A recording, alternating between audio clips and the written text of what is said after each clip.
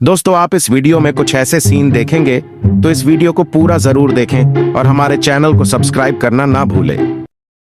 एक समय की बात है, एक देश में जहां राजा विक्रांत सिंह नाम के शासक निवास करते थे। वे बहुत ही विद्वान और दानशील राजा थे, लेकिन एक बात उन्हें पसंद नहीं थी, वो थी खुद का मनोरंजन। मंत्री जी, हमारे राज्य में बहुत ही शांति और विकास है, लेकिन मुझे लगता है कि हमें अपने जीवन में थोड़ी हंसी मजाक की जरूरत है। क्या आपके पास कोई ऐसा विचार है? हाँ महाराज, मेरे पास एक विचार है। हम जंगल में जाकर एक बुद्धिमान बंदर को ला सकते हैं। उसे आपके महल में रखकर आपका मनोरंजन करने के लिए उसे उत्तेजित कर सकते हैं। वाह, ये वाकई अच्छा विचार है। तुम उसे जल्दी से जंगल में ढूंढो और लाओ। धीरेन्द्र मंत्री राजा विक्रांत सिंह के आदेश का पालन करते हुए अपने कुछ विश्वसनीय साथियों के साथ जंगल की ओर कदम बढ़ाए। चारों ओर घने पेड़ और जंगली जानवरों की आवाजें सुनाई दे रही थीं। धीरेन्द्र ने जंगल में ध्यान से देखते हुए कहा, सुनो साथियों, हमें एक ऐसा बंदर ढूंढना है जो राजा का मनोरंजन कर सके।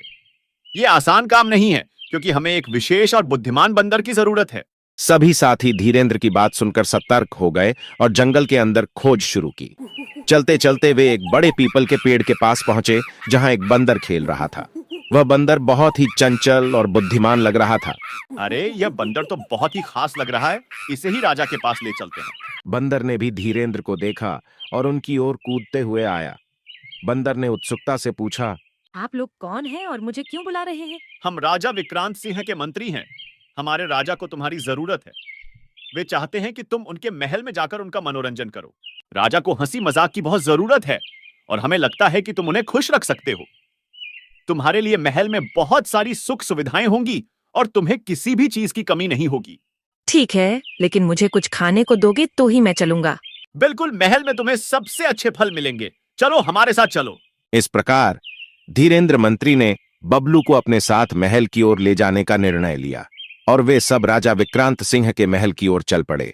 बबलू बंदर को महल में ले जाकर राजा विक्रांत सिंह के सामने प्रस्तुत किया गया। बबलू ने झुककर राजा को प्रणाम किया और बोला, प्रणाम महाराज, मैं बबलू बंदर आपके महल में आपके मनोरंजन के लिए हाजिर हूँ। आओ बबलू, हमें हंसाओ और कुछ मजेदार करो। ठीक है महाराज, सबसे पहले मैं आपको एक संता और बंता का मजेदार चुटकुला सुनाता हूँ। संता ने बंता से पूछा, तुम्हारी बेटी की सगाई 2 साल पहले हुई थी, शादी क्यों नहीं की अब तक? बंता ने कहा, ये सब लड़के की वजह से है। लड़का एक वकील है, तो जैसे ही शादी की तारीख पास आती है, वह कोई ना कोई बहाना करके तारीख आगे बढ़ा देता है। राजा और महल के सभी लोग हंस पड़े और बबलू की ओर ध्यान से देखने लगे। वाह बबलू, तुम तो बहुत ही मजाकिया हो। और क्या करोगे? महाराज, अब मैं आपको एक जादूगरी दिखाऊंगा। मुझे एक लाल कपड़ा चाहिए। राजा के आदेश पर तुरंत एक लाल कपड़ा लाया गया। बबलू ने कपड़े को अपने ऊपर लपेटा और जैसे ही उसने अपने ऊपर से लाल कपड़ा उतारा, वे एक शेर में बदल गया। यह कैसे किया बबलू? ये तो बहुत ही अद्भुत है। महाराज, ये तो कुछ भी नहीं है। अब मैं आपको और भी मजेदार चीजें दिखाऊंगा। बबलू ने सभी सैनिकों को मैदान में इकट्ठा कर कहा, सभी सैनिक अपने अपने तलवारें निकालें और एक लाइन में खड़े हो जाएं।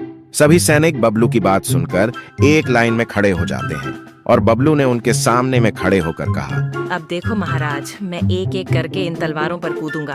बबलू ने एक एक करके तलवारों पर कूदना शुरू किया और महल के सभी लोग हंसते हंसते लोटपोट हो गए। यह बंदर वाकई में बहुत होशियार और मजेदार है। सच में बबलू, तुमने हमें बहुत खुश कर दिया है। महाराज, हमें बबलू को इनाम देना चाहिए। बिल्कुल बबलू, तुम हमारे महल के सबसे खास सदस्य हो। तुम्हें जितने फल चाहिए सब मिलेंगे। धन्यवाद महाराज, अब मैं आपके महल में हमेशा के लिए रहूंगा और आपको हंसाता रहूंगा। इस तरह बुद्धिमान बंदर बबलू और मूर्ख राजा विक्रांत सिंह की कहानी ने सबको हंसाया और सिखाया कि खुशी और हंसी सबसे बड़ा खजाना है। बबलू ने न केवल राजा को हंसाया, बल्कि उनके राज्य को भी एक नया जीवन और खुशी का संदेश दिया।